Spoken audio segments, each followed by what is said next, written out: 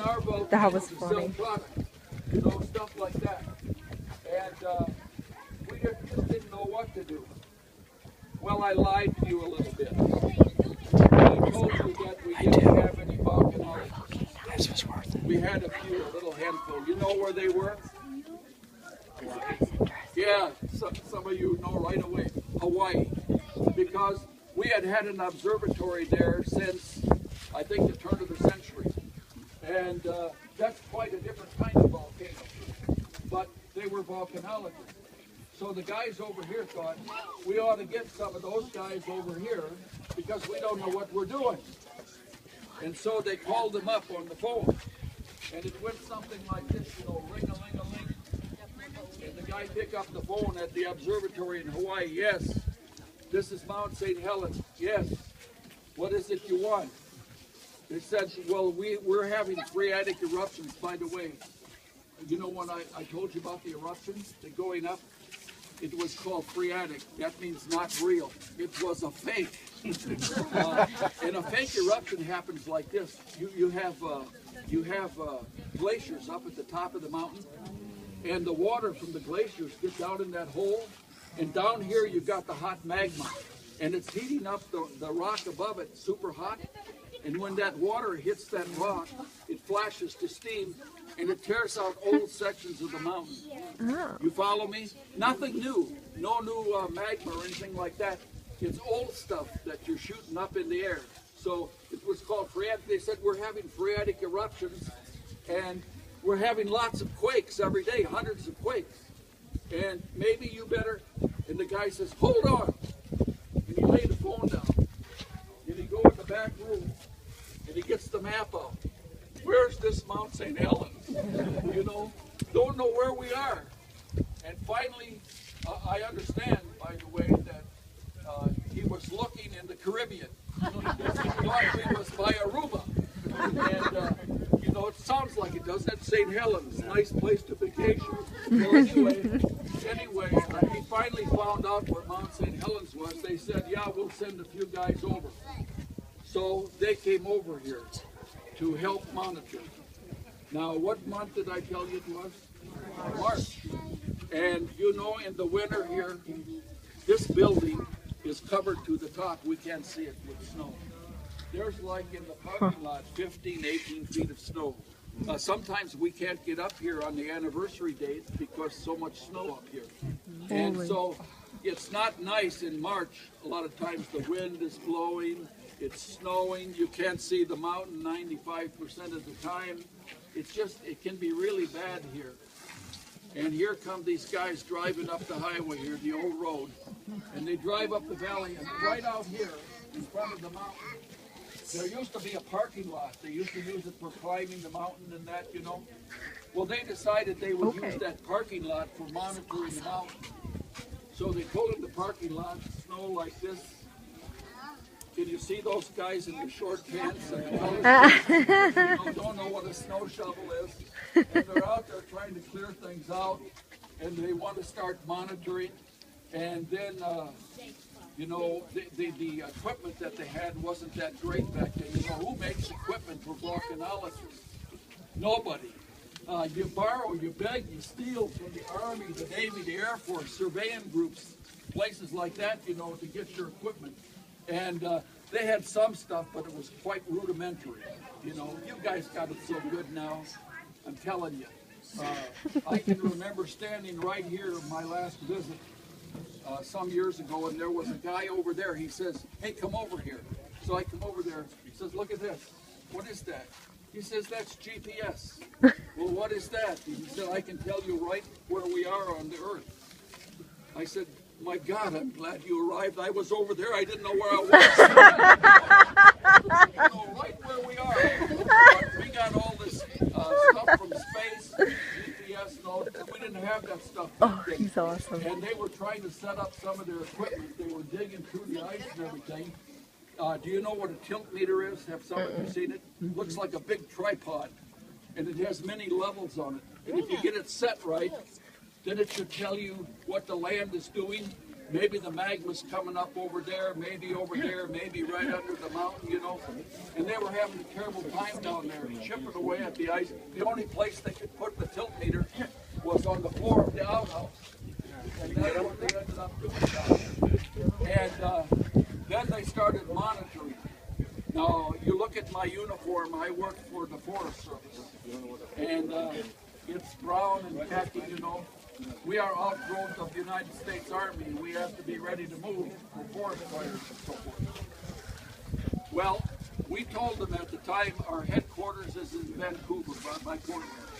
We said, we'll take care of, you know, we got the planes, we got the trucks, we got the communications, we got everything. We'll take care of all the ancillary details. All you guys got to do is get out here and monitor the mountain. You guys in the short pants. You know? So they're out there monitoring, and I remember some of the things they did were so rudimentary, you know, that they would come up with. For instance, I'll give you the for instance. There's a crack developed on the side of the mountain. The guy sends Charlie down to True Value. Get some cement nails. Put cement nails on each side of the crack. You could measure with a simple child's ruler what was going on. Wow. And then they developed things. They came up with their own ideas and so forth. I'll give you one I thought was particularly good. You see that lake over there? Their lake? That used to be 200 feet lower. And there used to be stumps all the way around. And he said, Charlie, go down to True Value, get a big stack of feeder sticks. Took the feeder sticks, put them on the stumps at the same level all the way around the lake. You see where I'm going with this? Suddenly had turned the whole lake into a gigantic level and would watch what was happening on the land by watching the lake. You know, you can tell a lot. These guys came up with all kinds of things because they had to, but they didn't have a lot of equipment at that time, really. And then I think one of the things that went wrong at that time, I guess the one guy was off in the east, Crandall. Melano had gone to Canada, I think, the other guy that wrote the history of this place. And they heard what was going on here, and they were going to come back and have a look. And I think Melano was coming down the road. He got a call from down in Vancouver, you know, our headquarters. Don, yeah, get down here right now. No, I'm going to Mount St. Helens. I want to have a look. You know, I wrote the paper on that. Yeah, we know you did. Get down here right now. He said, why do I have to come down there?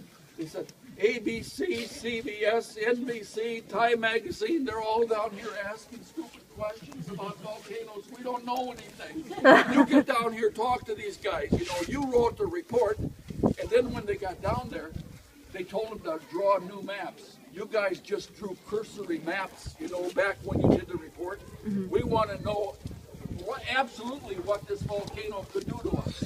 So you update those maps. So what I'm kind of telling you folks is the guys that know this mountain best, where are they? They're down there, you know, they're writing reports, they're talking to the press, the guys in the short pants up here, and the communication ain't so good.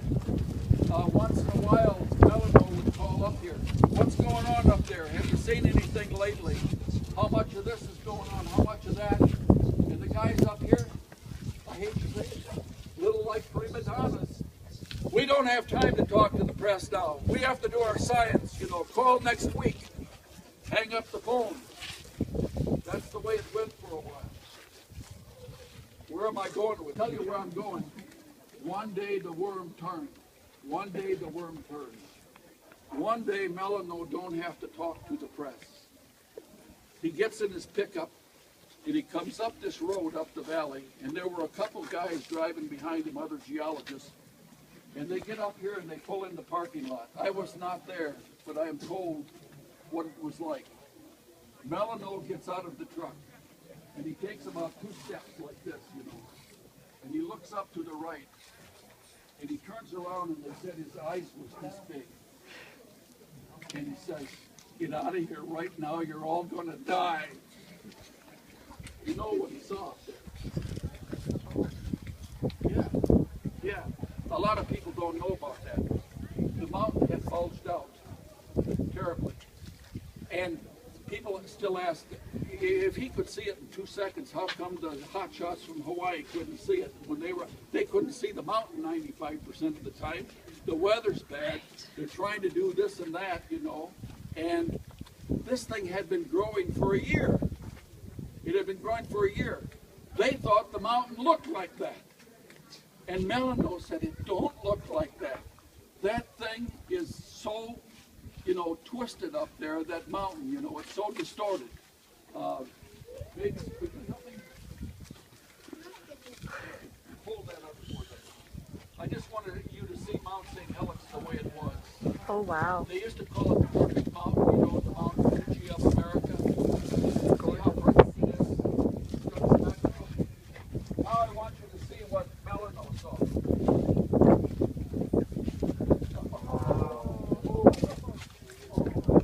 Oh my Don't God. pay no attention to those Hawaiians in the command center. Yeah. See how distorted it is. And he was telling them, no, it don't look like that. And he said that mountain is not made out of cement. That is old pile of rubble. And if it gets a shaking, that's going to come down on top of you any minute. You get out of here right now. And he got those guys out of there. He got the people out of the valley. He got the people away from the lake, except the old man. And you know where they went? You're here. Just a half mile down this ridge is where the encampment is. There's still a bench down there dedicated to David Johnston. Wow. That's where he died. And they pulled back and they started watching from that spot. Just a minute, I gotta see. You guys have to see a movie? Oh boy. Am I rattling on too long here? But I will say a couple more things then. They came back here and they had to look at the bulge from here. And how do you monitor a bulge? One of the things that had come into usage back then is those of you that can think back to the 1980s, laser. And we had a laser, it was called a geodometer. And all you need basically is the geodometer, and then you need young geologists, don't know too much. You say, Fred, you climb up on that bulge, and you put out some reflectors, which they got a guy to do. They were just like car reflectors. And then you get back here with the geodometer, and you go bang, bang, bang, bang off the reflector. Then you go home for a day, and you come back, bang, bang, bang, bang.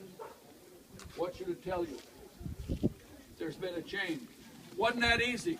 With the geodometer, you had to know air pressure, how much water was in the air, 15 variables. Then you do 3 pages of math. Then you get an answer to what's happening. Well, they sent a young guy up here, and he knew how to run the geodometer. He came up here, bang, bang, bang, bang, went home, came back the next day, bang, bang, bang, did his math, looked at the answer. If I go back to the shop and tell them this, they're going to shoot me. You know, I know how to run this thing, so he does it again, does his math again, same answer. These guys had never seen a mountain swell more than a couple centimeters in a day. And the answer he keeps getting here is 5 feet. You know the difference between 2 centimeters and 5 feet. And every day that they measured after that, it was another 5 feet, another 5 feet, another 5 feet. You know, it just kept expanding outward. And finally, on May 18th, 1980, it did exactly what Melano said it was going to do. It shook, and down came the bulge. He said at the time, if that bulge comes down, it will be the biggest avalanche any of you geologists has ever seen. He got more than he bargained for. If you are very, very observant, you can look up at the mountain, and some of you might notice the top is missing. The top came with it. And when it came down, it was the largest avalanche ever recorded in history. Wow. Big deal.